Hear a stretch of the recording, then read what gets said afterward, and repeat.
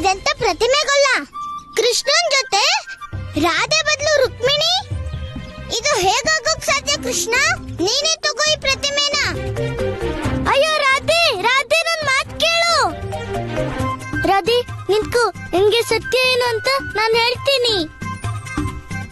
ನೀನು ನಿನ್ ಕಣ್ಣಿಗೆ ಕಾಣಿಸೋದ್ ಮಾತ್ರ ನೋಡ್ತಿದ್ಯಾ. ಕೃಷ್ಣ, ನನ್ಗೆ ನಿನ್ ಜೊತೆ ಏನು ಮಾತಾಡ್ಬೇಕಾಗಿಲ್ಲ. ನಾನು ಸತ್ಯ ತಿಳ್ಕೊಂಡೆ. ನೀನ್ ರುಕ್ಮಿಣಿ ನೋಡ್ಕೊಂಡು ಸಂತೋಷ ಪಡ್ತಿದ್ದೆ ಅಲ್ವಾ?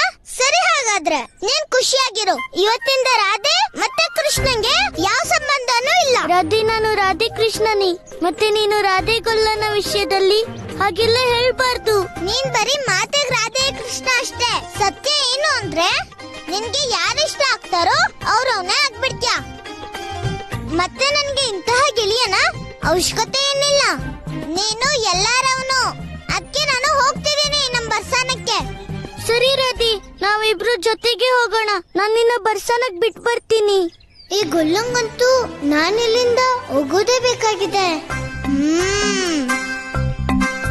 ಗೊಲ್ಲ, ನಾನೆಲ್ಲೂ ಹೋಗೋದಿಲ್ಲ. ನಾನಿಲ್ಲೇ ಇರ್ತೀನಿ, ಮತ್ತೆ ನಿನ್ನಲ್ಲಿ ಕಣ್ಣಿಡ್ತೀನಿ. ಇವನ್ಗೆ ಬೆನ್ನೆ ತಿನ್ಸೋಳ್ ನಾನು. ಮತ್ತೆ ಇವನು ಪ್ರತಿಮೆನ ಬೇರೆ ಯಾರಿಗೋಸ್ಕರನೋ ಮಾಡ್ತಾನೆ. ಇಷ್ಟು ಚಿಕ್ಕ ವಯಸ್ಸಿಗೆ ಎಷ್ಟು ಮೋಸ ಮಾಡೋದ್ ಕಲ್ತಿದ್ದಾನೆ ಗೊಲ್ಲ.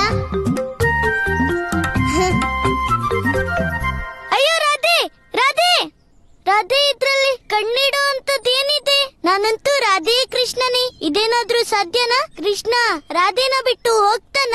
ಸಾಧ್ಯ ಇದೆ. ಈಗ ನೀನು ನಿನ್ ಜೊತೆ ಬೇರೆಯವ್ರ ಪ್ರತಿಮೆ ನೋಡಿ ಖುಷಿ ಪಡ್ತೀಯ ಅಲ್ವಾ? ಗೊಲ್ಲ, ನಾನೆಲ್ಲ ಸಹಿಸ್ಕೋತೀನಿ. ಆದ್ರೆ ನಿನ್ ಜೊತೆ ಬೇರೆ ಯಾರೋ ಇರೋ ಪ್ರತಿಮೆನ ನಾನ್ ಸಹಿಸೋಕ್ ಆಗೋದಿಲ್ಲ. ಹೋಗು, ಹೋಗು ನೀನು. ಇವತ್ತಿಂದ ನೀನ್ ನನ್ ಗೊಲ್ಲ ಅಲ್ಲ, ಮತ್ ನಾನ್ ನಿನ್ ರಾಧೆನೂ ಅಲ್ಲ. ಇವತ್ತಿಂದ ನೀನ್ ನನ್ಗೆ ಕೇವಲ ಕೃಷ್ಣ, ಮತ್ತೆ ನಾನ್ ನಿನ್ ಪಾಲಿಗೆ ಕೇವಲ ರಾಧೆ ಅಷ್ಟೇ. ಇಲ್ಲ ರಾಧೆ, ಹಾಗಾಗೋಕ್ ಸಾಧ್ಯ ಇಲ್ಲ. ನಮ್ ಸಂಬಂಧ ಮುರಿಯಕ್ಕಾಗಲ್ಲ. ನಮ್ ಸಂಬಂಧ ಆಗ್ಲೇ ಮುರಿದೋಯ್ತು ಗೊಲ್ಲ. ನನ್ ಕಡೆ ಒಂದ್ಸರಿ ನೋಡು. ನನ್ಗೆ ಭ್ರಮೆ ಆಗಿದೆ ರಾಧೆ. ನನ್ಗೆ ಭ್ರಮೆ ಆಗಿಲ್ಲ, ಬದ್ಲಿಗೆ ನನ್ ಭ್ರಮೆ ದೂರ ಆಗಿದೆ. ರಾಧೆ, ನೀನು ಮತ್ತೆ ಮತ್ತೆ ನಮ್ ಸಂಬಂಧನ ಕೇವಲ ಸಾಂಸಾರಿಕ ದೃಷ್ಟಿಯಿಂದ ನೋಡ್ತೀಯಲ್ಲ, ಅದಕ್ಕೆ ನಿನ್ಗೆ ಮತ್ತೆ ಮತ್ತೆ ಭ್ರಮೆ ಆಗೋದು. ಸರಿ ಗೊಲ್ಲ, ಇದು ನನ್ ಭ್ರಮೆ ಆಗಿದ್ರೆ ನೀನ್ ಅರ್ಥ ಮಾಡಿಸು. ಹೇಳು ನನ್ಗೆ, ನೀನು ರುಕ್ಮಿಣಿ ಮತ್ತೆ ನಿಮ್ ಸಂಬಂಧನ ಅರ್ಥ ಮಾಡ್ಕೊಳ್ದೆ ಅವಳ ಪ್ರತಿಮೆನ ಒಪ್ಕೊಂಡಿದ್ಯಾಕೆ? ಈಗ ನಿನ್ ಜೀವನದಲ್ಲಿ ರುಕ್ಮಿಣಿ ಬಂದ್ರೆ ರಾಧೆಗೆ ನಿನ್ ಜೀವನದಲ್ಲಿ ಯಾವ ಸ್ಥಾನ ಇದೆ? ಮತ್ತೆ ನೀನ್ ನನ್ಗೆ ಅರ್ಥ ಮಾಡಿಸಿದ್ರೆ ಇವತ್ತಿನಿಂದ ರಾಧೆ ಮತ್ತೆ ಕೃಷ್ಣನ್ ಸಂಬಂಧ ಮುಗೀತು. ಇದಿಷ್ಟೇ ವಿಷಯ ಆಗಿದ್ರೆ ರಾಧೆ, ನನ್ ಕಡೆ ನೋಡು. ನಿನ್ಗೆ ತಾನಾಗೆ ಅರ್ಥ ಆಗತ್ತೆ ನಿನ್ಗೆ ನನ್ನ ಜೀವನದಲ್ಲಿರೋ ಸ್ಥಾನ ಯಾವ್ದಂತ.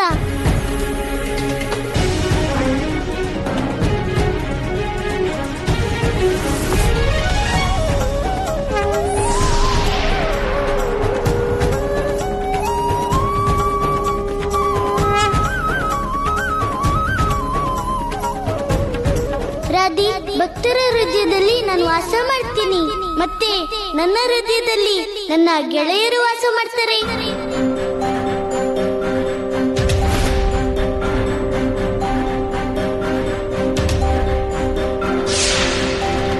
ರಾಧೆ, ನನ್ನ ಗೆಳೆಯರು ಸದಾ ನನ್ನ ಜೊತೆಗೆ ಇರ್ತಾರೆ. ಈ ಸ್ಥಾನನ ಬೇರೆಯವರು ಪಡೆಯಕ್ಕಾಗಲ್ಲ. ಇದೇ ನಿನ್ನ ಮತ್ತೆ ನನ್ನ ಸಂಬಂಧ. ಅದರಿಂದ ನನ್ನ ಮತ್ತೆ ನಿನ್ನ ಸಂಬಂಧಕ್ಕೆ ಯಾವ ಮೂರ್ತಿ ಅವಶ್ಯಕತೆನೂ ಇಲ್ಲ. ಈ ಜಗತ್ತಿನಲ್ಲಿ ನನ್ನ ಅವತಾರ ಆಗಿರೋದು ನಾನು ಅಧರ್ಮದ ಅಂತ್ಯ ಮಾಡಿ ಪ್ರೇಮನ ಸ್ಥಾಪನೆ ಮಾಡೋದಿಕ್ಕೆ. ಅದು ನೀನಿಲ್ದೆ ಸಾಧ್ಯನೇ ಇಲ್ಲ ರಾಧೆ. ಹಾಗಾಗಿ ಜಗತ್ತಿನಲ್ಲಿ ನಿನ್ನ ಸ್ಥಾನ ಯಾರಿಗೂ ಸಿಗೋದಿಲ್ಲ.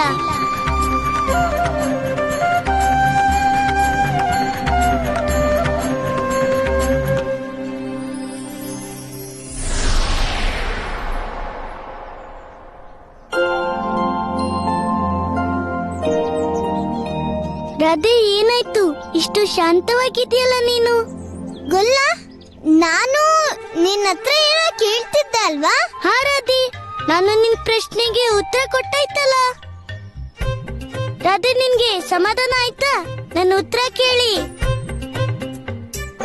ಹಾ ಗೊಲ್ಲ, ನನ್ಗೆ ನೀನ್ ಉತ್ತರ ಕೇಳಿದ್ಮೇಲೆ ಸಮಾಧಾನ ಆಗಿದೆ. ಸರಿ ರಾಧೆ, ಎಲ್ರೂ ನಮ್ಗೋಸ್ಕರ ಕಾಯ್ತಿರ್ಬೋದು. ನಡೆಗೊಲ್ಲ.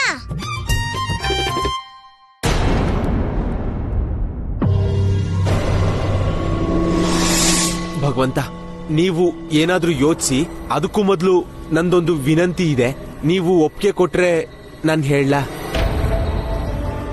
ಭಗವಂತ, ನಾನು ಹೇಳೋದೇನಂದ್ರೆ, ಹೀಗೆ ಯಾವುದೋ ಕಾಲದ ಯಾವುದೋ ಅಸುರನ್ನ ಜೀವಂತ ಮಾಡೋದ್ರಿಂದ ಏನು ಲಾಭ ಆಗೋದಿಲ್ಲ.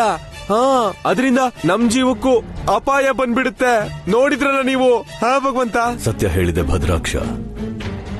ಈ ದೋಷವೆಲ್ಲ ಅವನದ್ದೇ, ಭಗವಂತ ಕಂಸನದ್ದು.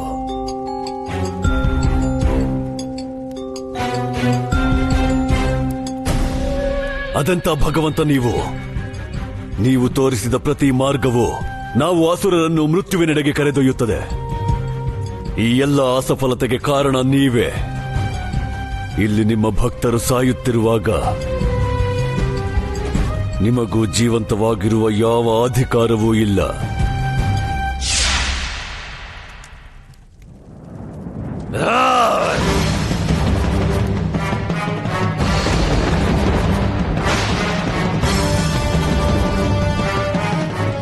ಯಾರ ಮಾಯ ಇದು? ಹೇ ಭಗವಂತ, ನನ್ಗನಿಸ್ತಿದೆ ಯಾವುದೋ ದೊಡ್ಡ ಅಪಾಯನೇ ಬರ್ತಾ ಇದೆ. ನಾನಿರುವಾಗ ಕಂಸಧಾಮಕ್ಕೆ ಯಾವ ಅಪಾಯವಾಗದು?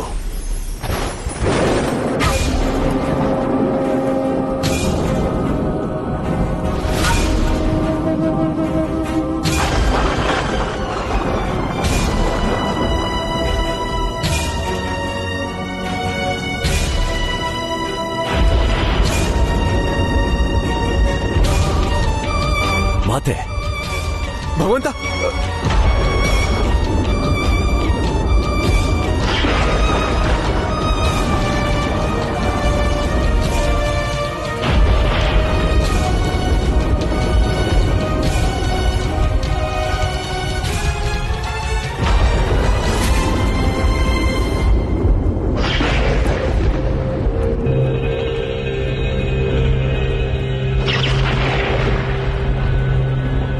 ನೀವಿಲ್ಲಿ ಕಂಸಧಾಮಕ್ಕೆ? ಮಗ ತನ್ನ ತಾಯಿನ ಮರಿಬಹುದು, ಆದ್ರೆ ತಾಯಿ ತನ್ನ ಮಗನ ಹೇಗ್ ಮರಿತಾಳೆ? ಈಗೆಲ್ಲ ಅರ್ಥವಾಗುತ್ತಿದೆ. ನನಗೆ ಅಷ್ಟೊಂದು ಕೋಪ ಬಂದಿದ್ದೇಕೆಂದರೆ ಸಾಕಾಗಿತ್ತು. ನನಗೆ ಆ ಚಕ್ರಧಾರಿಯೊಂದಿಗೆ ಹೋರಾಡಿ ಆಯಾಸಗೊಂಡಿದ್ದೇನೆ. ನನಗೆ ಮಾತೆಯ ಅಭಯದ ನೆರಳು ಬೇಕಾಗಿತ್ತು. ಅಲ್ಲಿ ನಾನು ನನ್ನ ಆಯಾಸ ಕಳೆದುಕೊಳ್ಳಬೇಕು. ಬನ್ನಿ ಮಾತೆ. ಕಂಸ, ಯಾವ ಹೋರಾಟ ನೀನ್ ವಿಷ್ಣು ಜೊತೆ ಮಾಡ್ತಿದ್ಯೋ ಆ ಯುದ್ಧನ ನಾನು ಯುಗಗಳಿಂದ ಮಾಡ್ತಿದ್ದೀನಿ. ನಿನ್ ಜೀವನದ ಉದ್ದೇಶ ಏನಿದ್ಯೋ ಅದು ನನ್ನ ಉದ್ದೇಶನೂ ಹೌದು. ಈ ಜಗತ್ನಲ್ಲಿ ನಾನು ದಾನವರು ಮತ್ತು ರಾಕ್ಷಸರಿಗೆ ಜನ್ಮ ನೀಡಿದ್ದು ಅವರು ಪೃಥ್ವಿಯನ್ನ ಆಳ್ಬೇಕು ಅಂತ. ಆದ್ರೆ ಈ ದೇವತೆಗಳು ಮೊದಲಿಂದ ಮೋಸನೇ ಮಾಡಿದ್ದು. ಮತ್ತೀಗ ಅವ್ರು ನಿನಗೂ ಮೋಸ ಮಾಡ್ತಿದ್ದಾರೆ. ಈ ಜಗತ್ತಿನಲ್ಲಿ ನಾನು ಏಕಾಂಗಿ ಎಂದುಕೊಂಡೆ ಮಾತೆ.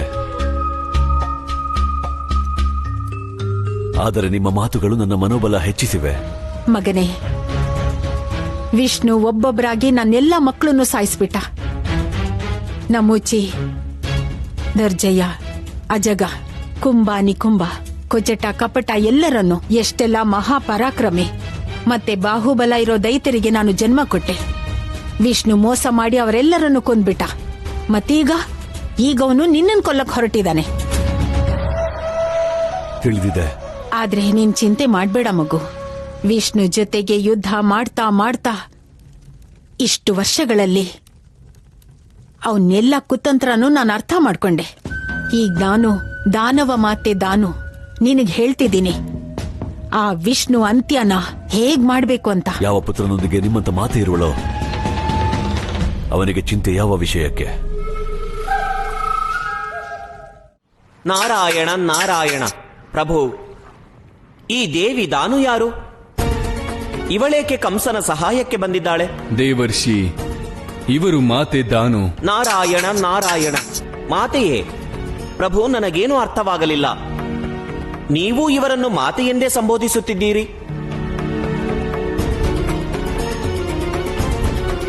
ದೇವರ್ಷಿ, ಮಾತೆ ದಾನು ಋಷಿ ಕಶ್ಯಪರ 12 ಪತ್ನಿಯರಲ್ಲಿ ಒಬ್ಬರು. ಇವರಿಂದ ಜಗತ್ತಿನ ದಾನವರೆಲ್ಲರ ಜನ್ಮವಾಗಿದೆ. ಋಷಿ ಕಶ್ಯಪರ ಪತ್ನಿ ಅದಿತಿಯೂ ಹೌದು. ಇವರಿಂದ ಎಲ್ಲ ದೇವತೆಗಳ ಜನ್ಮವಾಗಿದೆ. ಅದಿತಿ, ದಿತಿ ಮತ್ತು ದಾನು ಇವರೆಲ್ಲ ಋಷಿ ಕಶ್ಯಪರ ಪತ್ನಿಯರೇ. ಮತ್ತು ಈ ಪ್ರಕಾರವಾಗಿ ಇವರೆಲ್ಲ ನಮಗೆ ಮಾತೆಯಾಗಬೇಕು. ನಾರಾಯಣ ನಾರಾಯಣ. ಪ್ರಭು, ಇದರ ಅರ್ಥವೆಂದರೆ ದೇವಿ ದಾನು ಯಾರೆಲ್ಲ ದಾನವರಿಗೆ ಜನ್ಮ ನೀಡಿದರೋ ಅವರೆಲ್ಲ ಕಂಸನ ಸೋದರರೇ? ಹಾ ದೇವರ್ಷಿ, ಮಾತೆ ದಾನುವಿಗೆ ಅಂದಿನಿಂದ ಇರುವ ಇಚ್ಛೆ ಎಂದರೆ ಸಂಪೂರ್ಣ ಜಗತ್ತಿನ ಮೇಲೆ ಕೇವಲ ಅವರ ಪುತ್ರರ ಅಧಿಪತ್ಯವಿರಬೇಕೆಂದು. ಆದ್ದರಿಂದ ಮಾತೆ ದಾನು ಇಂದು ಕಂಸನ ಸಹಾಯಕ್ಕೆ ಬಂದಿದ್ದಾರೆ. ನಾರಾಯಣ ನಾರಾಯಣ. ಪ್ರಭು, ಇದು ವೃಂದಾವನಕ್ಕೆ ಬರಲಿರುವ ಹೊಸ ಅಪಾಯದ ಪೂರ್ವ ಸೂಚನೆಯೇ? ಮುಂದೇನಾಗಲಿದೆ ಪ್ರಭು? ದೇವರ್ಷಿ, ವೃಂದಾವನಕ್ಕೀಗ ಯಾವುದೇ ಅಪಾಯವಿಲ್ಲ. ಅಲ್ಲಿ ಪ್ರಭುವಿನ ಲೀಲೆ ನಡೆಯಲಿದೆ. ಭಕ್ತಿ ಮತ್ತು ಭಗವಂತನ ಪುನರ್ಮಿಲನವಾಗಲಿದೆ. ಅಲ್ಲಿ ನೋಡಿ. ಗೆಳೆಯ ಸುಧಾಮ,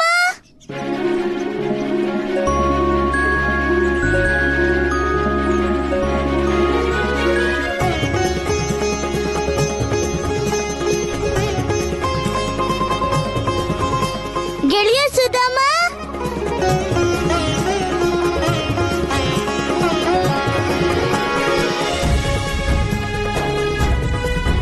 ಗೆಳೆಯ ಸುಧಾಮ.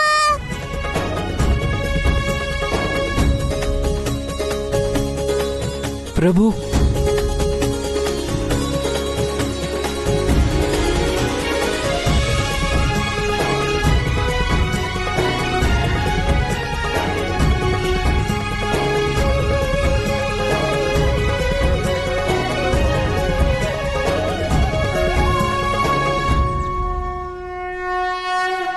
ಗೆಳೆಯ ಸುಧಾಮ, ಅಲ್ಲಿ ಎಲ್ಲ ಕ್ಷೇಮ ತಾನೆ? ಪ್ರಭು, ನಿಮ್ಮನ್ನು ನೋಡ್ತಿದ್ದ ಹಾಗೆ ಎಲ್ಲ ಶುಭ ಕ್ಷೇಮನೇ. ಗೆಳೆಯ, ನನ್ ಕಾರಣಕ್ಕೆ ನೀನು ಎಷ್ಟು ಕಷ್ಟ ಸಹಿಸ್ಬೇಕಾಗ್ ಬಂತು. ಇಲ್ಲ ಪ್ರಭು, ನಿಮಗೂ ಗೊತ್ತಿದೆಯಲ್ಲ, ನನಗೆ ಯಾವ ಕಷ್ಟನೂ ಆಗ್ಲೇ ಇಲ್ಲ. ಎಲ್ಲ ಕಷ್ಟನೂ ನೀವೇ ಸಹಿಸಿದ್ರಿ.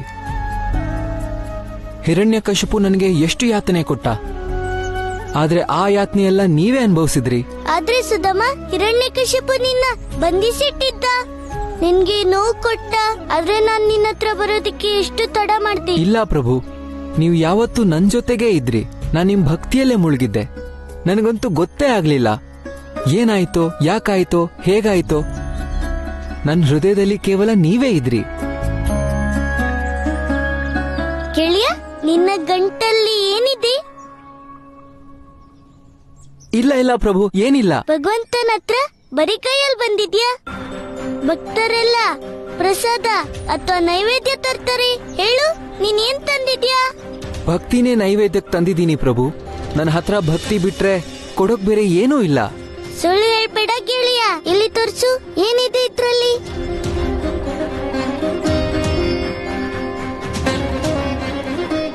ನೀನು ಇಷ್ಟು ಚೆನ್ನಾಗಿರೋ ರುಚಿಯಾಗಿರೋ ಪೇರಳೆ ತಂದಿದ್ಯಾ?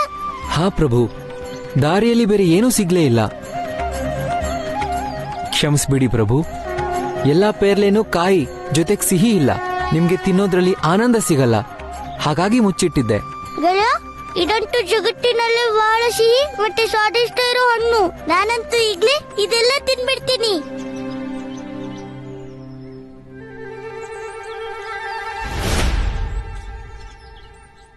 ಗೊಲ್ಲ, ಎಲ್ಲ ಹಣ್ಣು ನೀನೇ ತಿಂತಿದ್ಯಾ? ಸುಧಾಮ ನನ್ಗೂ ಗೆಳೆಯನೇ, ಅದ್ರಿಂದ ಈ ಹಣ್ಣು ನನ್ಗೂ ಸಿಗ್ಬೇಕು. ನನ್ನ ದಯವಿಟ್ಟು ಕ್ಷಮಿಸಿ, ನಾನು ಕೇಳೋಕೆ ಮರ್ತ್ಬಿಟ್ಟೆ. ಕ್ಷಮೆ ಕೇಳೋ ಅವಶ್ಯಕತೆನೇ ಇಲ್ಲ ಸುಧಾಮ. ನೀನ್ ಹೇಳಿದ್ರುನು ಈ ಗೊಲ್ಲ ನನ್ಗೆ ಕೊಡ್ತಾನೆ ಇರ್ಲಿಲ್ಲ. ಆದ್ರೆ ಈಗ ಈ ಹಣ್ಣನ್ನ ನಾನೇ ತಿಂತೀನಿ.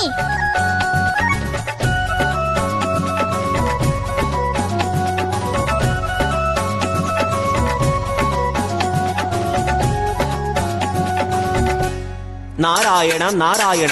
ಪ್ರಭು, ಪರಮಭಕ್ತ ಸುಧಾಮ ತನ್ನ ಸಖ ಕೃಷ್ಣನಿಗಾಗಿ ಎಷ್ಟು ಪ್ರೀತಿಯಿಂದ ಫಲ ನೀಡಿದ್ದ. ಆದರೆ ದೇವಿ ರಾಧೆ ಉಳಿದ ಹಣ್ಣನ್ನೆಲ್ಲ ತಾನೇ ತಿನ್ನುತ್ತಿದ್ದಾಳೆ. ಮತ್ತು ಕೃಷ್ಣ ಇದನ್ನು ನೋಡಿಯೂ ಮುಗುಳ್ನಗುತ್ತಿದ್ದಾನೆ. ಪ್ರಭು, ಹೀಗೇಕೆ ಪ್ರಭು? ದೇವರ್ಷಿ, ಅವರ ಪರಮಭಕ್ತ ನೀಡಿದ ಫಲವನ್ನೆಲ್ಲ ನಿಮ್ಮ ಪ್ರಭುವೇ ಸೇವಿಸಿದರೆ ಅದೇ ಭಕ್ತಿಯಲ್ಲಿ ತಮ್ಮನ್ನು ಸಂಪೂರ್ಣ ಅರ್ಪಿಸಿಕೊಳ್ಳುತ್ತಾರೆ ನಿಮ್ಮ ಪ್ರಭು. ನಾರಾಯಣ ನಾರಾಯಣ. ಮಾತೆ, ನನಗೇನೂ ಅರ್ಥವಾಗುತ್ತಿಲ್ಲ.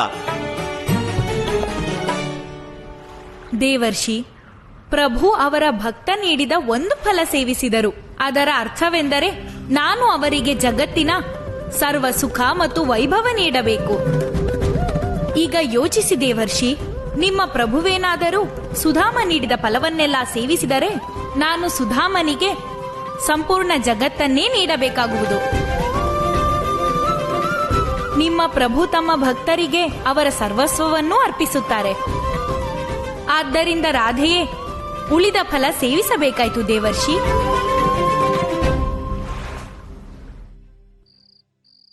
ಪ್ರಭು, ನೀವಿದೇನ್ ಮಾಡ್ತಿದ್ದೀರಿ?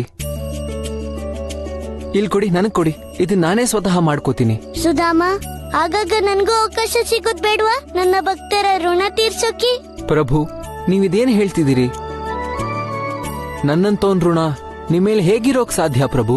ಸುಧಾಮ, ನಿನ್ಗಿನ್ನೂ ಗೊತ್ತಿಲ್ಲ, ಭಕ್ತಿಗಿಂತ ಹೆಚ್ಚಿನ ಋಣ ಬೇರೆ ಏನೂ ಇಲ್ಲ. ಭಕ್ತಿ ಋಣ ತೀರ್ಸೋದಿಕ್ಕೆ ಭಗವಂತ ಈ ಜಗತ್ನಲ್ಲಿ ಅವತಾರನೇ ಎತ್ತಬೇಕಾಗತ್ತೆ. ಮನುಷ್ಯನ ರೂಪ ಧಾರಣೆ ಮಾಡ್ಬೇಕಾಗತ್ತೆ. ಬಾ, ವಿಶ್ರಾಂತಿ ಮಾಡು. ನೀವು ಹೇಳ್ದಾಗೆ ಆಗ್ಲಿ ಪ್ರಭು.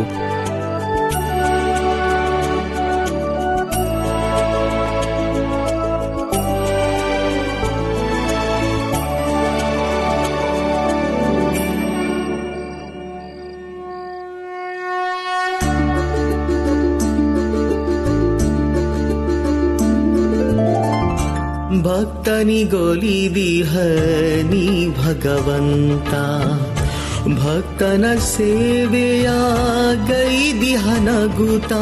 ಪುಣ್ಯವಂತನಿ ಧನ್ಯ ಸುಧಾಮ, ಉಪಚರಿಸಿಹ ನಿನ್ನನೆ ಘನಶ್ಯಾಮ. ಸ್ನೇಹದಿ ನೋಡಿದ ನಿನ್ನನು ಸ್ವಾಮಿ, ಸುರಮುನಿ ಜನ ಹೃದಯಾಂತರ್ಯಾಮಿ. ಭಕ್ತ ಸುಧಾಮನ ಒಡೆಯನೆ ನಮನ ಎಂದು ನುತಿಸಿಹುದು ಆದಿತ್ಯಗಣ.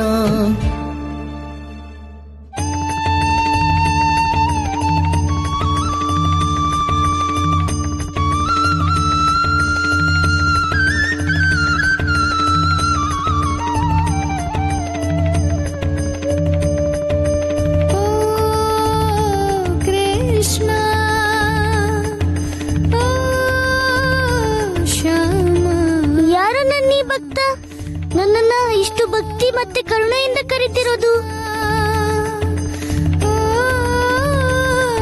ಶ್ಯಾಮ, ನೀ ಪ್ರೇಮದ ಅವತಾರ. ಶ್ಯಾಮ, ನೀ ಪ್ರೇಮದ ಅವತಾರ. ಪ್ರೇಮವ ತಿಳಿಸೆ, ಪ್ರೇಮವ ಕಲಿಸೆ, ಬಂದಿಹ ಜಗದಾಧಾರ. ನೀ ಪ್ರೇಮದ ಅವತಾರ. ಶ್ಯಾಮ, ನೀ ಪ್ರೇಮದ ಅವತಾರ. ಇವರಿಗೆ ನನ್ನೆಲ್ಲ ಕಾರ್ಯದ ಬಗ್ಗೆ ಗೊತ್ತಿದೆ. ಯಾರ್ಯಾರು ನನ್ನ ಪ್ರತಿಯೊಂದು ಲೀಲೆ ಬಗ್ಗೆ ತಿಳ್ಕೊಂಡಿದ್ದಾರೆ. ಮತ್ತೆ ಈ ಧ್ವನಿಯಲ್ಲಿರೋ ಕರುಣೆ ನೋಡಿದ್ರೆ ಇದು ಅವರ ಕೊನೆ ಕರೆ ಇರೋ ಆಗಿದೆ. ನಾನು ಅವರನ್ನ ಕಾಪಾಡಲೇಬೇಕು.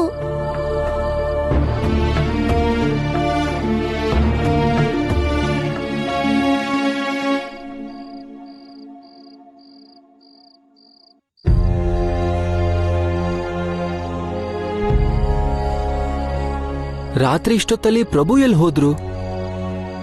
ನಾನು ಅವ್ರ ಜೊತೆ ಹೋಗ್ಬೇಕಿತ್ತು. ಅವ್ರಿಗೆ ನನ್ನ ಸಹಾಯದ ಅಗತ್ಯ ಇರಬಹುದು.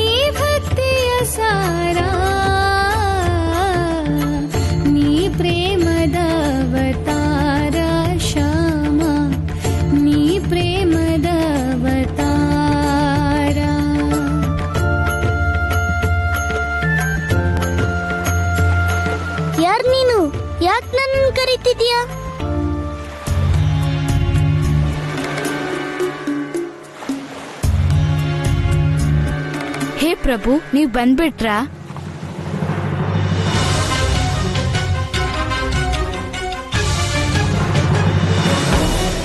ಇದೇನು?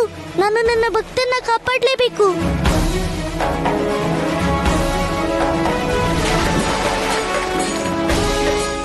ಎಲ್ಲೇ ಭಕ್ತರಿಗೆ ಅಪಾಯ ಆದ್ರೂ ಪ್ರಭು ಎಲ್ಲವನ್ನು ಮರೆತು ಅವ್ರಿಗೆ ಸಹಾಯ ಮಾಡಕ್ ಹೊರಟೇ ಬಿಡ್ತಾರೆ.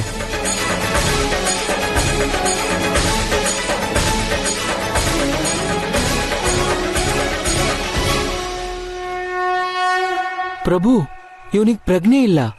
ನನಗನ್ಸುತ್ತೆ ಇವನಿಗಾಗ್ಲೇ ತುಂಬಾ ನೀರು ಕುಡ್ದಿದ್ದಾನೆ. ಗೆಳೆಯ, ನೀನು ಈಗ ಸಹಾಯ ಮಾಡ್ಲೇಬೇಕು.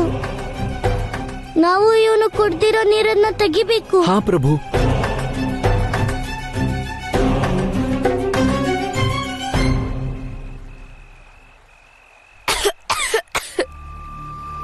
ಗೆಳೆಯ, ಗೆಳೆಯ, ಗೆಳೆಯ ಹೇಳು, ಹೇಳು ಗೆಳೆಯ, ಹೇಳು, ಹೇಳು.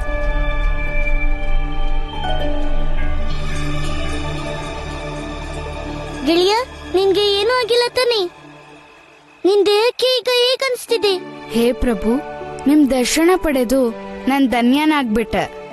ಇದು ನನ್ನ ಜೀವನದಲ್ಲಿ ದೊಡ್ಡ ಅಮೂಲ್ಯ ಕ್ಷಣ. ಆದ್ರೆ ನೀನು ಹೀಗೆ ಯಾಕೆ ಮಾಡ್ದೆ? ನೀನು ಹೀಗೆ ಮುರಿದೋಗಿರೋ ದೋಣಿಲಿ ಯಾತ್ರೆ ಯಾಕೆ ಮಾಡ್ತಿದ್ದೆ? ಪ್ರಭು, ಯಾಕಂದ್ರೆ ನನ್ ಕೊನೆಯ ಸಲ ನಿಮ್ನ ಕರೀತಿದ್ದಿದ್ದು. ಇವತ್ತು ಕೂಡ ನೀವು ಬರ್ದೇ ಇದ್ದಿದ್ರೆ ನನ್ನ ಜೀವನ ಮುಗಿಸ್ಬಿಡ್ತಿದ್ದೆ. ಆದ್ರೆ ಆಗಿದ್ದೇನು ಅಂತ ಯಾವ ಸಮಸ್ಯೆ ಇದೆ? ಯಾಕಾಗ ನೀನು ನಿನ್ನ ಜೀವನ ಬಿಡೋಕೆ ಸಿದ್ಧ ಆದೆ? ಪ್ರಭು, ಯಾವ ಮಗ ತನ್ನ ತಂದೆಯ ಋಣ ತೀರ್ಸೋದಿಕ್ಕಾಗಲ್ವೋ? ತನ್ನ ತಂದೆಗೆ ನ್ಯಾಯ ಕೊಡ್ಸೋದಿಕ್ಕಾಗಲ್ವೋ? ತನ್ನ ತಂದೆಗೋಸ್ಕರ ಏನೂ ಮಾಡೋದಿಕ್ಕಾಗಲ್ವೋ? ಅವನು ಸಾಯೋದೇ ಸರಿ ತಾನೆ?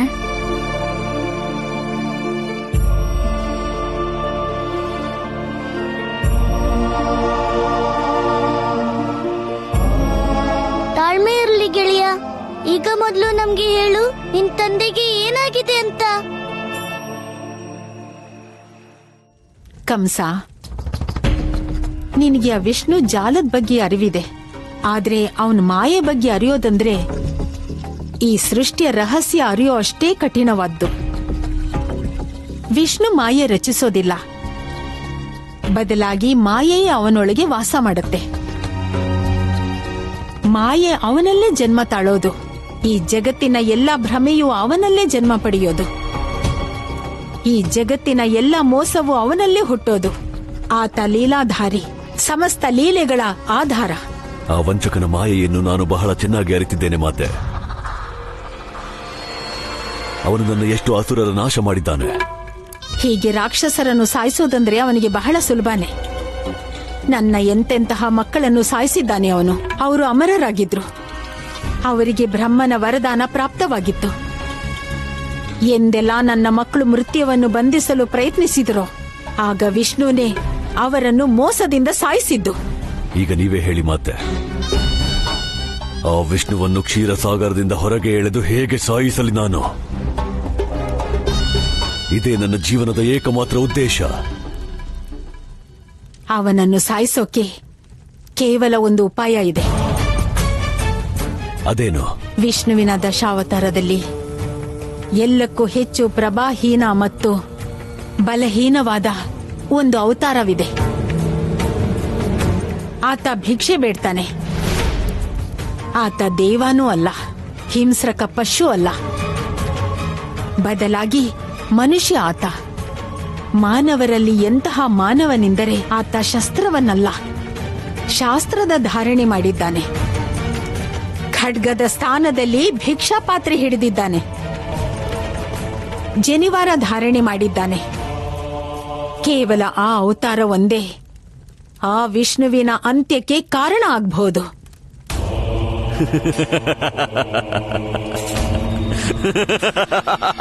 ಮಾತೆ, ಓ ಚಕ್ರಧಾರಿ, ಕೇಳಿತೆ? ಮಾತೆ ಹೇಳಿದ್ದು. ಮಾತೆ ಮತ್ತು ಪುತ್ರನ ಯೋಚನೆ ಎಷ್ಟು ಸಮಾನವಿದೆ.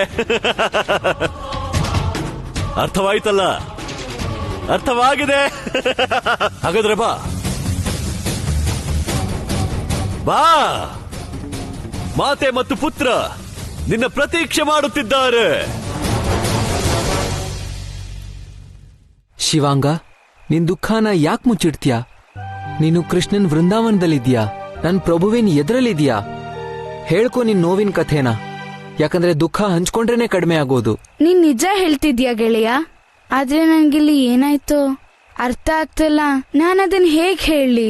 ಶಿವಂಗ, ನೀನು ಬಹಳ ಹೊತ್ತಿಂದ ನಿನ್ ಮನೆಗೂ ಹೋಗಿಲ್ಲ. ನಿನ್ಗೆ ಬಹಳ ಹಸಿವಾಗಿರ್ಬೇಕು. ನೀನೇನು ತಿಂದೇ ಇರಲ್ಲ ಅಲ್ವಾ?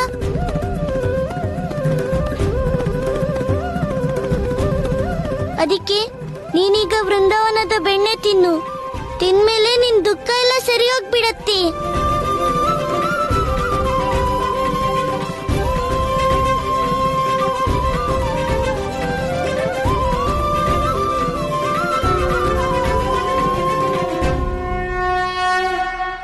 ಈಗ ಹೇಳು ಗೆಳೆಯ, ವಿಷಯ ಏನು? ನಿನ್ ತಂದೆಗೆ ಏನ್ ಸಮಸ್ಯೆ ಆಗಿತ್ತು? ಹಾ ಶಿವಾಂಗ, ಯಾರವರು ನಿನ್ ತಂದೆ? ನನ್ನ ಅಪ್ಪನ ಹೆಸರು ಸುರಮುನಿ ಅಂತ. ಅವರು ಬಹಳ ದೊಡ್ಡ ಸಂಗೀತಗಾರ. ಸಂಗೀತಗಾರ? ಸಂಗೀತಗಾರರ ನಿನ್ನಪ್ಪ? ಹಾ,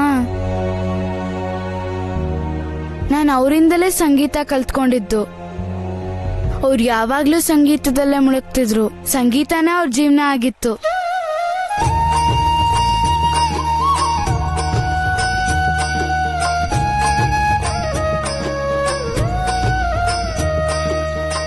ಹರಿನಾಮಗು ಕಷ್ಟಗಳ ಕಳೆಬುದು, ಮನದಭಿಲಾಷೆಯ ಪೂರ್ಣಗೊಳಿಪುದು.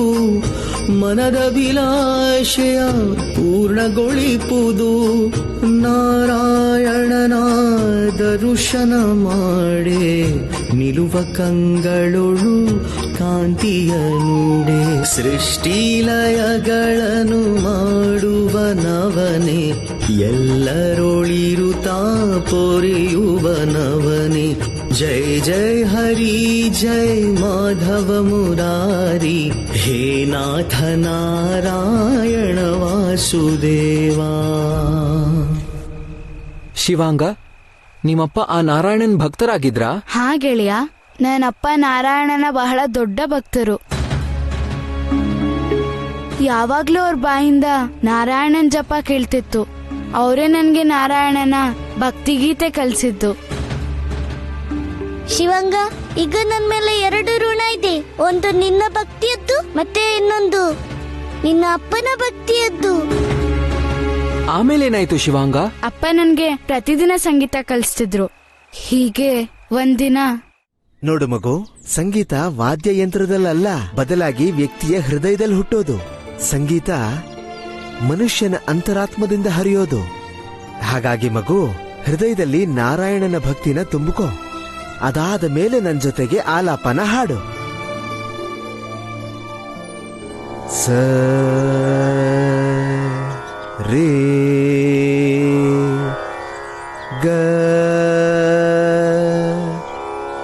ಮ ಪ ದ ನಿ ಸ. ಹೇಳು ಮಗು. ಸ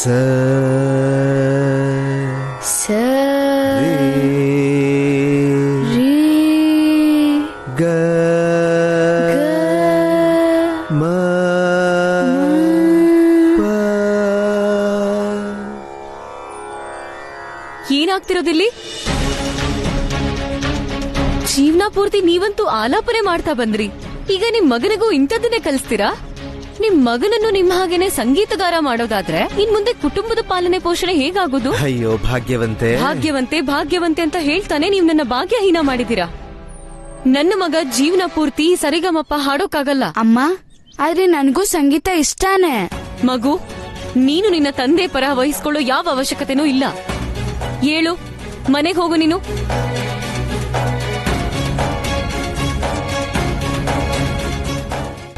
ಇಂದ್ರಾಣಿ, ಶಿವಾಂಗನ ಎದುರಿಗೆ ನೀನು ಈ ರೀತಿ ಕಲೆಗೆ ಅವಮಾನ ಮಾಡೋದಕ್ಕೆ ಹೋಗ್ಬಾರ್ದು. ಕಲೆಯಿಂದ ಹೊಟ್ಟೆ ತುಂಬುವುದಿಲ್ಲ ಶ್ರೀಮಾನ್ ಸಂಗೀತಜ್ಞ ಮಹೋದಯರೇ. ನಿಮಗೆ ಗೊತ್ತಿದೆಯೇನು ನಮ್ಮೇಲೀಗ ಎಷ್ಟು ಸಾಲ ಇದೆ ಅಂತ? ಅಯ್ಯೋ ಭಾಗ್ಯವಂತೆ, ಜಗತ್ತಿನ ಋಣ ನಮ್ಮ ಮೇಲೆ ಹೆಚ್ಚಾಗ್ತಿದೆ ಅಂದ್ರೆ ಅದೇ ರೀತಿ ನಮ್ಮ ಭಕ್ತಿಯಿಂದನೂ ನಾರಾಯಣನ ಮೇಲೆ ಋಣ ಹೆಚ್ಚಾಗ್ತಾ ಇರುತ್ತೆ. ನೀನು ಚಿಂತೆ ಮಾಡ್ತಿರ್ಬೇಡ. ನಾರಾಯಣ ಎಲ್ಲ ಸರಿ ಮಾಡ್ತಾರೆ. ಮತ್ತೆ ಮತ್ತೆ ಅದೇ ಕತೆ. ಮನುಷ್ಯರು ತಮ್ಮ ಜೀವನ ನಡೆಸೋದಕ್ಕಾಗಿ ಕೆಲಸ ಮಾಡೋದು ಸರಿನೋ ಇಲ್ಲ ದೇವ್ರ ಮೇಲೆ ಭಾರ ಹಾಕಿ ಸುಮ್ನಿರೋದ? ನೋಡು ಇಂದ್ರಾಣಿ, ನನಗೆ ನಾರಾಯಣನ ಭಕ್ತಿ ಮೇಲೆ ಪೂರ್ತಿ ನಂಬಿಕೆ ಇದೆ. ಹಾಗಾದ್ರೆ ಇಲ್ಲಿವರೆಗೂ ಯಾಕೆ ಬಂದಿಲ್ಲ ನಿಮ್ ಹರಿ ನಾರಾಯಣ? ಓಂ ಹರಿ ಓಂ ಹರಿ ಓಂ. ಬಂದಾಯ್ತು. ಹರಿ ಬರ್ದೇ ಇದ್ರೆ ಏನಾಯ್ತು? ಹರಿ ಓಂ ಆದ್ರೂ ಬಂದಲ್ಲ. ಹರಿ ಓಂ. ಅರೆ ವಾ ಸುರುಮುನಿ ಗವಾಯಿ, ಕೂತಲ್ಲೇ ಕೂತು ದಿನಪೂರ್ತಿ ಹಾಡಿದ ಹಾಡನ್ನೇ ಹಾಡ್ತಾ ಇರ್ತೀಯಲ್ಲ. ನೀನ್ ಇದೇ ರೀತಿ ಜೀವನ ಕಳೀತಾ ಇರೋದಾದ್ರೆ ನನ್ ಸಾಲ ಯಾವಾಗ ತೀರಿಸ್ತೀಯ? ಮುಂದಿನ ಜನ್ಮದಲ್ಲ? ನೋಡಿ ಸಾಹುಕಾರ್ರೆ, ನಾರಾಯಣ ಏನಾದ್ರೂ ಕಂಡು ಬಿಟ್ರೆ ನಾನು ಶೀಘ್ರವೇ ನಿಮ್ಮ ಎಲ್ಲಾ ಸಾಲ ತೀರಿಸ್ಬಿಡ್ತೀನಿ. ನೋಡ್ತಮ್ಮ, ನಾನ್ ಪಕ್ಕಾ ವ್ಯಾಪಾರಿ. ಹಣ ಕೊಡ್ತೀನಿ ಮತ್ತದಕ್ಕಾಗಿ ಬಡ್ಡಿನೂ ಇಸ್ಕೋತೀನಿ. ಹರಿ ಓಂ. ನಾನೇನಾದ್ರೂ ತಪ್ಪು ಹೇಳ್ತಾ ಇದ್ದೀನಾ? ಒಬ್ಬ ಸಾಹುಕಾರಂಗೆ ಅಸಲ್ಗಿಂತ ಬಡ್ಡಿನೇ ಇಷ್ಟ ಅಲ್ವಾ? ಏನಂತ್ಯ?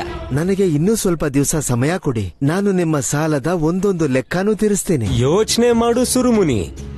ಈ ಬಾರಿ ಸಾಲ ತೀರ್ಸೋಕಾಗ್ದೇ ಇದ್ರೆ ಆಗ ನಾನೇನ್ ಕೇಳ್ತೀನೋ ಕೊಡ್ಲೇಬೇಕಾಗತ್ತೆ. ಹರಿ ಓಂ. ಬೇಕಾದಾಗ ದುಡ್ಡು ಕೊಡ್ತೀನಿ, ಬಡ್ಡಿ ಸಮೇತ ತಗೋತೀನಿ.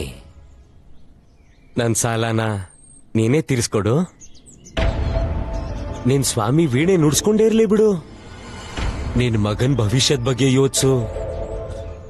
ನನ್ನ ಹತ್ರ ನಿನ್ನ ಸಾಲ ತೀರ್ಸೋದಿಕ್ಕೆ ಒಂದು ಒಳ್ಳೆ ಉಪಾಯ ಇದೆ. ನಿಂಗೆ ಅರ್ಥ ಆಗ್ತಿದೆ ಅಲ್ವಾ? ಹರಿ ಓಂ.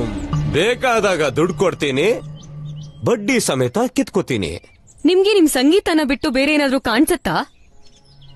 ಈ ಸಾಹುಕಾರನ ನೋಟದಲ್ಲಿ ಎಷ್ಟು ತಪ್ಪಿತ್ತು ಅನ್ನೋದಾದ್ರೂ ಗೊತ್ತಾ ನಿಮ್ಗೆ?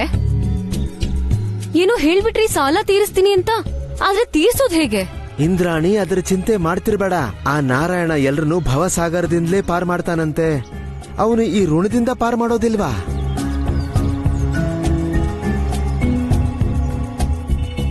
ಸ್ವಲ್ಪ ಕೇಳು ಇಂದ್ರಾಣಿ, ನಿಂತ್ಕೋ. ಅಪ್ಪಂಗೆ ನಾರಾಯಣನ ಮೇಲೆ ಬಹಳ ನಂಬಿಕೆ ಇತ್ತು, ಅವ್ರಿಗೆ ಪೂರ್ತಿ ನಂಬಿಕೆ ಇತ್ತು. ಆ ನಾರಾಯಣ ಏನಾದ್ರೂ ಒಂದಾರಿ ಖಂಡಿತ ತೋರಿಸ್ತಾನಂತ. ಹಾಗೆ ಒಂದಿನ ನನ್ ತಂದೆ ನಂಬಿಕೆಯನ್ನ ನಿಜ ಮಾಡೋಕ್ಕಾಗಿ ಕಾಶಿಯಿಂದ ಒಬ್ಬ ಹರಿಕಾರ ಬಂದ. ಕೇಳ್ರಿ ಕೇಳ್ರಿ ಕೇಳ್ರಿ, ಕಾಶಿಯಿಂದ ಮಹಾನ್ ಸಂಗೀತಜ್ಞ ತಾರಕೇಶ್ವರ ಮಹಾರಾಜರು ಈ ಘೋಷಣೆ ಮಾಡಿದ್ದಾರೆ. ಸಂಗೀತ ಜ್ಞಾನದಲ್ಲಿ ಯಾರೇ ಅವರನ್ನ ಸೋಲಿಸಿದ್ರೂ ಕೂಡ ಅವರಿಗೆ ತಾರಕೇಶ್ವರ ಮಹಾರಾಜರು 7 ಬಂಗಾರದ ನಾಣ್ಯ ಕೊಡುತ್ತಾರೆ. ಏನು, ಬಂಗಾರದ ನಾಣ್ಯನ? ಕೇಳ್ರಿ ಕೇಳ್ರಿ ಕೇಳ್ರಿ, ಆದ್ರೆ ಏನಾದ್ರೂ ಆ ಸಂಗೀತಜ್ಞ ಮಹಾರಾಜರಿಂದ ಸೋತ್ ಹೋಗ್ಬಿಟ್ರೆ ಅವನು ಅಲ್ಲಿರೋ ವಿಷವನ್ನ ಸೇವಿಸಬೇಕಾಗತ್ತೆ.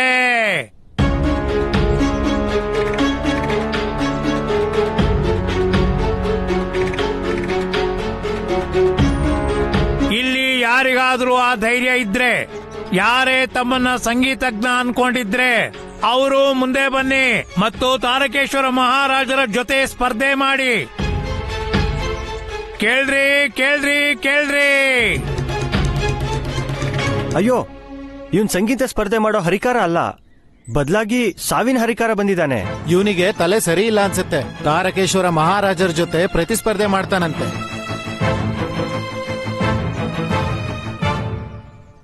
ನನಗನ್ಸುತ್ತೆ ನಾರಾಯಣ ನಮ್ಮ ಮಾತು ಕೇಳಿಸ್ಕೊಂಡ. ಸಾಹುಕಾರನ ಸಾಲ ತೀರಿಸೋ ವ್ಯವಸ್ಥೆ ಆಗೋಯ್ತು.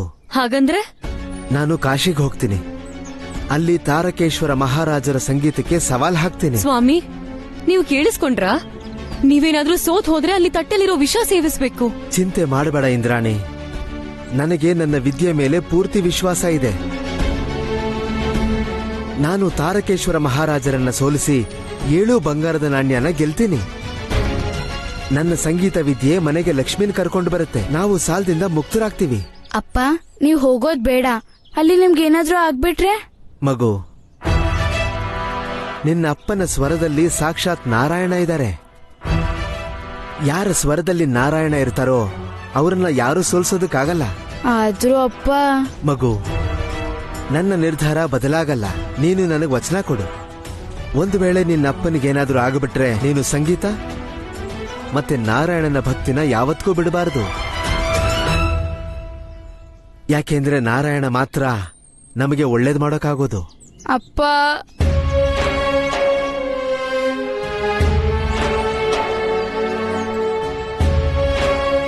ನಿನ್ನ ಅಮ್ಮನ ಕಡೆ ಗಮನ ಇರಲಿ.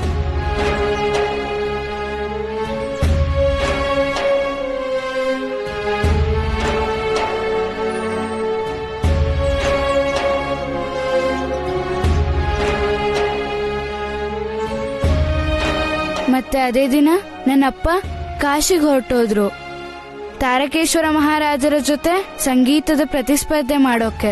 ಅದೇ ನಂತರ ನನ್ನಪ್ಪ ಬರ್ಲೇ ಇಲ್ಲ. ಕೇವಲ ಅವ್ರ ಮೃತ ಶರೀರ ಮನೆಗ್ ಬಂತು.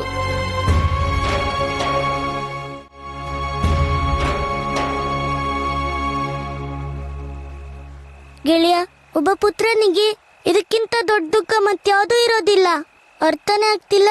ನಾನು ನಿನ್ಗೆ ಯಾವ ರೀತಿಯಿಂದ ಸಮಾಧಾನ ಮಾಡ್ಲಿ? ಎಲ್ಲರೂ ಹೇಳ್ತಿದ್ದು ಅವ್ರ ನಾರಾಯಣನ ಭಜನೆ ಆಡ್ತಾ ಸೋತ್ ಹೋದ್ರು ಅಂತ. ಮತ್ತವರು ವಿಷ ಕುಡಿಬೇಕಾಯ್ತು. ಆದ್ರೆ ಯಾರಂತರಾತ್ಮದಲ್ಲಿ ನಾರಾಯಣನ್ ಭಕ್ತಿ ಇದೆಯೋ ಮತ್ತೆ ಯಾರು ತಮ್ಮ ಜೀವನನ ಸಂಗೀತ ಅನ್ಕೊಂಡಿದಾರೋ ಅವರು ಸೋಲೋಕ್ ಹೇಗ್ ಸಾಧ್ಯ? ಗೆಳೆಯ ಸುಧಾಮ, ಜನರೆಲ್ಲ ನನ್ನ ಅಪ್ಪನ್ ನಾರಾಯಣನ್ ಭಕ್ತಿ ಮೇಲೆ ಸಂದೇಹ ಪಟ್ರು. ಆದ್ರೆ ನನ್ ಮನ್ಸ್ ಹೇಳುತ್ತೆ ಅವರು ಸೋತ್ ಹೋಗಿದ್ದಲ್ಲ, ಬದಲಾಗಿ ಅವರಿಗಲ್ಲಿ ಮೋಸ ಆಗಿದೆ. ನಾನು ಅವರಿಗೆ ನ್ಯಾಯ ಕೊಡ್ಸ್ಬೇಕು. ಶಿವಾಂಗ, ಮಗು, ಶಿವಾಂಗ, ಮಗು, ಎಲ್ಲಿ ಹೊರಟು ಹೋಗಿದ್ಯೋ ನೀನು? ನಾನು ಎಲ್ಲಾ ಕಡೆ ಹುಡುಕ್ತೆ, ಪೂರ್ತಿ ಊರೆಲ್ಲ ಹುಡುಕ್ತೆ ನಿನ್ಗೋಸ್ಕರ. ನಿನಗೇನಾಗಿಲ್ಲ ಅಲ್ವಾ ಮಗು? ಹಾ ಅಮ್ಮ, ನಾನ್ ಚೆನ್ನಾಗಿದ್ದೀನಿ. ಮಗು, ಈ ಪ್ರಕಾರ ರಾತ್ರಿಲಿ ಹೊರಗಡೆ ಅಲಿತಾ ಇರಬಾರ್ದು. ಈಗ ಮನೆಗ್ ನಡಿ. ಆದ್ರೆ ಅಮ್ಮ. ಆದ್ರೆಗಿದ್ರೆ ಇಲ್ಲ. ನಾಳೆ ನಿನ್ ದೇವಿ ಪೂಜೆಲಿ ಭಜನೆ ಹಾಡ್ಬೇಕು. ನೀನೇನಾದ್ರೂ ಭಜನೆ ಹಾಡದೆ ಸುಮ್ನಾದ್ರೆ ಆಗ ಸಾಹುಕಾರ ನಮ್ಮೇಲೆ ಅಧಿಕಾರ ತೋರಿಸ್ತಾನೆ. ಅದಕ್ಕಾಗಿ ದಯವಿಟ್ಟು ನಡಿ ಮಗು. ಶಿವಾಂಗ,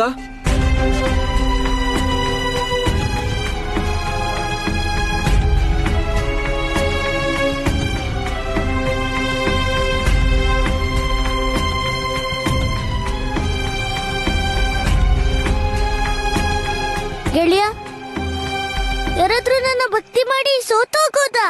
ಅಲ್ಲ, ಭಕ್ತಿಗಾಗಿ ಯಾರೋ ವಿಷ ಕುಡಿಬೇಕಂದ್ರೆ ಈ ಜಗತ್ನಲ್ಲಿ ಇದಕ್ಕೂ ದೊಡ್ಡ ಧರ್ಮ ಇನ್ನೇನಿರುತ್ತೆ? ಗೆಳೆಯ, ನಾನು ಸತ್ಯನ ಪತ್ತೆ ಹಚ್ಚಲೇಬೇಕು. ಹಾ ಪ್ರಭು, ನೀವು ಸತ್ಯ ಹೇಳ್ತಿದ್ದೀರಾ. ನಾವಿದ್ನ ಪತ್ತೆ ಹಚ್ಚಲೇಬೇಕು. ಯಾವ ಭಕ್ತ ನಿಮ್ ಭಕ್ತಿಲ್ ಮುಳುಗಿದ್ನೋ, ನಿಮಗಾಗಿ ಭಜನೆ ಹಾಡಿದ್ನೋ, ಅವನ್ನ ಈ ಜಗತ್ನಲ್ಲಿ ಯಾರು ಸೋಲ್ಸೋಕಾಗುತ್ತೆ?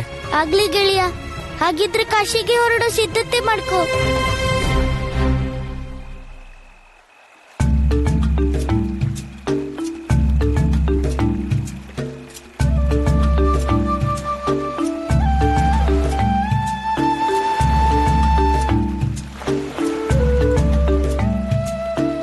ಗೆಳೆಯ, ಇದು ಖಂಡಿತ ಅದೇ ಘಾಟ.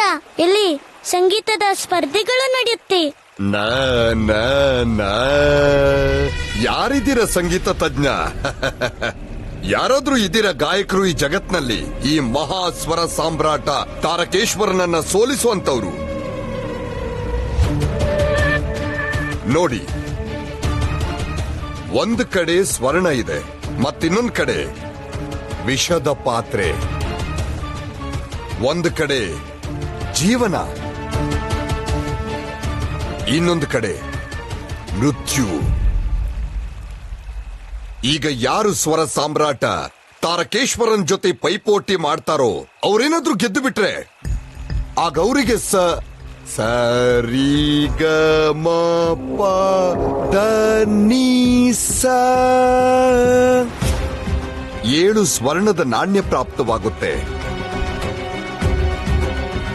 ಅವರ 7 ಪೀಳಿಗೆ ಕೂತು ತಿನ್ಬಹುದು. ಒಂದು ವೇಳೆ ಅವರು ಸೋತು ಹೋದ್ರೆ ಆಗ ಜೀವನ ಬಂಧನದಿಂದ ಮುಕ್ತನಾಗಿ ಬಿಡ್ತಾನೆ. ಯಾರಿದ್ದೀರಾ ಈ ಜಗತ್ನಲ್ಲಿ ನನ್ನ ಸವಾಲು ಸ್ವೀಕಾರ ಮಾಡೋರು ಇದ್ದೀರಾ?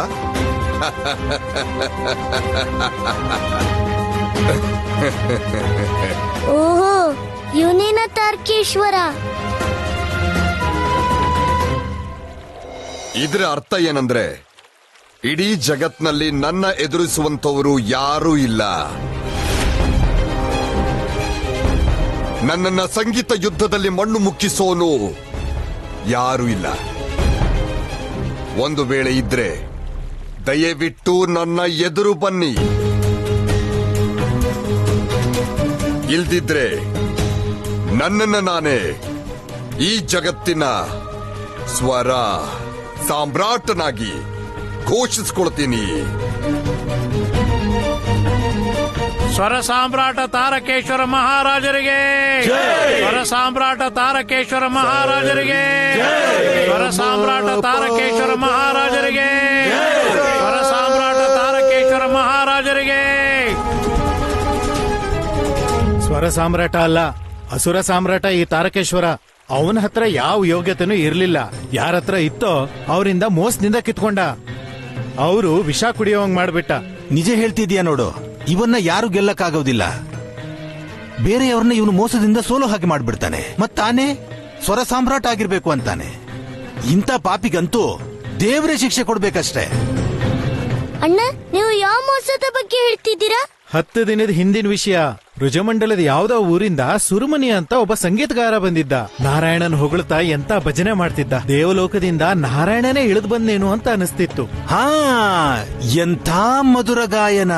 ಜೊತೆಗೆ ನಾರಾಯಣ ಅಂದ್ರೆ ಅದೇನ್ ಭಕ್ತಿ, ನಾವು ಮೊದ್ಲು ಎಲ್ಲೂ ಕೂಡ ನೋಡಿಲ್ಲ. ಆ ದಿನ ಸುರಮುನಿಯಂತೂ ಎಂತ ಹಾಡ್ ಹಾಡಿದ್ರಂದ್ರೆ ಆಹಾ. ಅಣ್ಣ, ಈಗ ಸಮಯ ಬಂದಾಗಿದೆ. ಇನ್ನು ಈ ಪಾಪಿಗೆ ಅವನ್ ಮಾಡಿರೋ ಪಾಪಕ್ಕೆ ಶಿಕ್ಷೆ ಸಿಗುತ್ತೆ.